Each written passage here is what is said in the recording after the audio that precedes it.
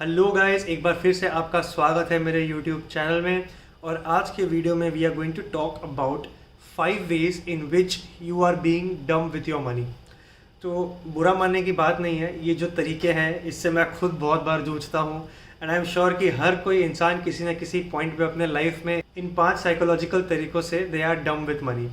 लेकिन ये वीडियो मैं इसलिए बना रहा हूँ ताकि आपको इन 5 चीज़ों के बारे में अवेयरनेस हो, आप समझें ये गलतियां आप कर रहे हैं। लेकिन अगर आप जानते हैं कि आप ये गलतियां कर रहे हैं तो हो सकता है कि आप उन गलतियों को ज़्यादा ना दोहराएं। तो इस वीडियो को बनाने का मकसद ये है। वो जो 5 चीज़ें हैं जिनके बारे में मैं आज बात करने वाला हूँ, उनमें से पहली चीज़ है एंडाउमेंट इफेक्ट। तो यूजुअली आपने देखा होगा कि इंसान के पास जो चीज़ खुद से होती है वो इंसान उस चीज़ की ज़्यादा वैल्यू करता है financially and emotionally also, as compared to जो चीज़ें इंसान के पास नहीं होती है। मैं आपको एक एग्जांपल देता हूँ। सपोज़ आपके पास एक 2000 रुपये का ईयरफोन है जो आपने 1.5 साल पहले खरीदा था, और आपके फ्रेंड के पास वो सेम 2000 का ईयरफोन है जो उसने अभी हाल ही में कुछ हफ्ते के पहले ख़रीदा है।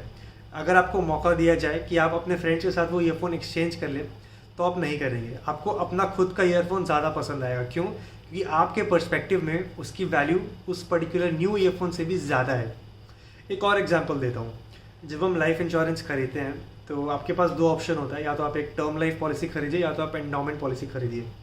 तो टर्म लाइफ क्या होता है? टर्म लाइफ में आप एक प्रीमियम भरते हो हर महीने या हर क्वार्टरली बेसिस में, और अगर आप सपोज़ आपकी डेथ हो जाती है तो आपको कुछ इंश्योरेंस का अमाउंट मिलता है। लेकिन अगर आपकी डेथ नहीं होती है उस इंश्योरेंस पीरियड के दौरान, तो वो जो पैसा आपने जो प्रीमियम के तौर पे दिया है वो आपको वापस नहीं मिलता है। That money is lost. लेकिन एक एंडाउमेंट पॉलिसी में क्या होता है कि आप जो प्रीमियम भरते हो, अगर आपकी डेथ सपोज नहीं होती है तो वो पॉलिसी का जो अमाउंट है जो इंश्योरेंस का आपने किया था वो आपको वापस मिल जाता है। अब ओवरऑल अगर हम देखें तो टर्म लाइफ इंश्योरेंस ज़्यादा इफेक्टिव है क्योंकि इसमें आपको बहुत बड़ा कवर मिलता है। आप 2 से 3 करोड़ का प्रीमियम कवर ले सकते हैं एक बहुत स्पेसिफिक मिनिमल अमाउंट पे। लेकिन एंडाउमेंट पॉलिसी में क्या होता है, आप 25-25 हज़ार रुपये करके प्रीमियम भरते हैं, और अगर आपको कुछ नहीं होता है तो वो जो अमाउंट है वो आपको इंश्योरेंस पीरियड के ओवर होने के बाद 6 to 6.5% के हिसाब से जो भी इंटरेस्ट रेट बन रहा है वो आपको अमाउंट वापस मिल जाता है। तो जो अमाउंट आपको वापस मिल रहा है यूजुअली लोग उसी चीज़ को प्रेफर कर रहे हैं। तो ये एक मेजर रीज़न है एंडाउमेंट इफेक्ट कि लोग एंडाउमेंट इंश्योरेंस पॉलिसी ज़्यादा खरीद रहे हैं as compared to normal term life insurance policy, जो कि एक बहुत बड़ी गलती है। फ्यूचर में मैं इसके बारे में कभी वीडियो आपको ज़रूर बना के बताऊँगा। सेकेंड इफेक्ट के बारे में जो मैं आपसे बात करने वाला हूँ वो है संक कॉस्ट फैलेसी। अब संक कॉस्ट फैलेसी का मतलब ये है, सपोज आपने किसी चीज़ पे काम करने की शुरुआत की, मिडवे आपको लगा कि हाँ ये काम मेरे एफर्ट का वर्थ नहीं है, तो आप क्या करेंगे? आप उस चीज़ को काम को वहाँ पे छोड़ेंगे नहीं। आप ये सोचेंगे कि क्योंकि मैंने इसमें इतना टाइम वेस्ट कर ही दिया है तो क्यों ना अब ये एक्स्ट्रा टाइम वेस्ट करके मैं ये चीज़ कंप्लीट ही कर लेता हूँ।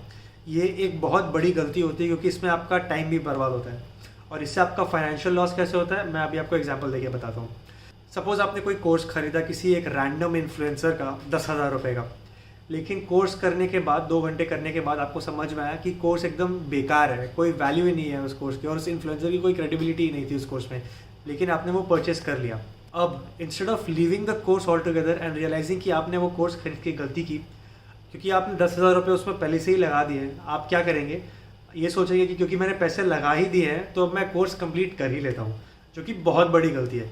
क्योंकि अब जो आने के जो 15-20 घंटे आप उस कोर्स में लगाएंगे, उस पर्टिकुलर टाइम पे आपका कुछ फ़ायदा तो होने वाला होगा नहीं, क्योंकि वो कोर्स की वैल्यू तो एकदम बेकार है।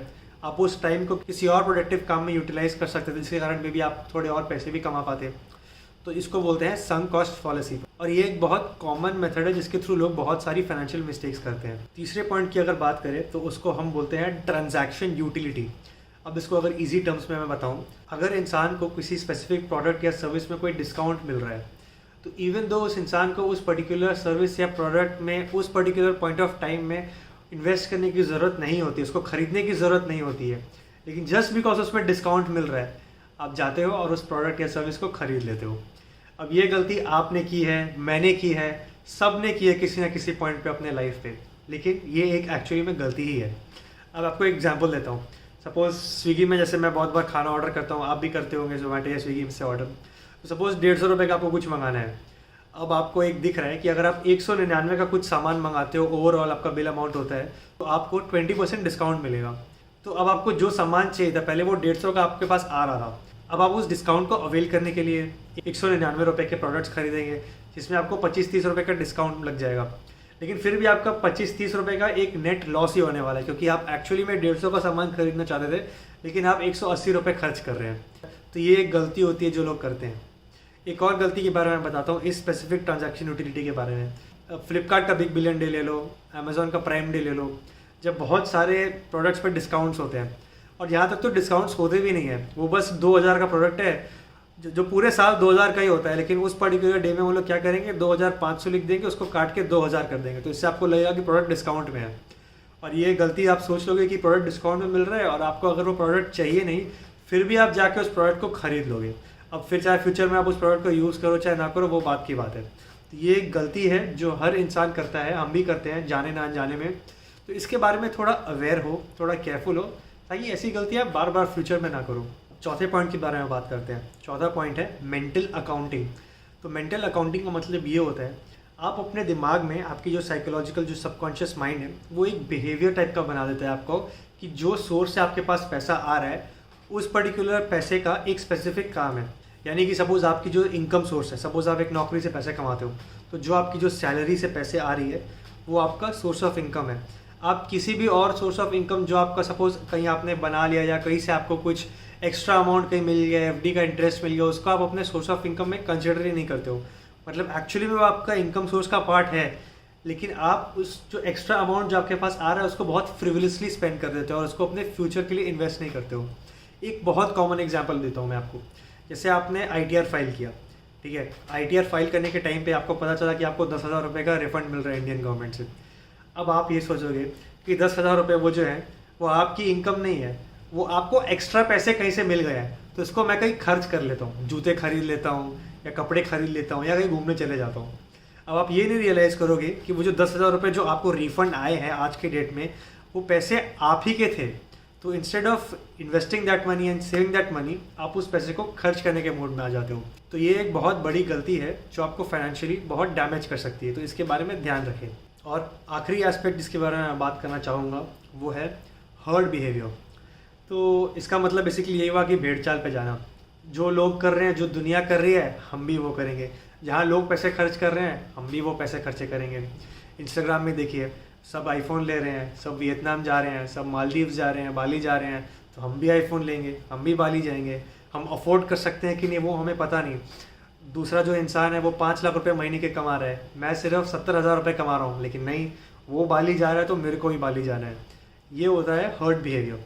तो ये जो सोशल मीडिया का आजकल ज़माना चल रहा है, इंस्टाग्राम हो गया, यूट्यूब हो गया, फेसबुक हो गया, लोग अपनी लाइफ को शो ऑफ कर रहे हैं, तो लोग इसके चाल में आ जाते हैं और वो सोचते हैं कि क्योंकि वो लाइफ में इतना एंजॉय कर रहा है तो मेरे को भी एंजॉय करना बनता है।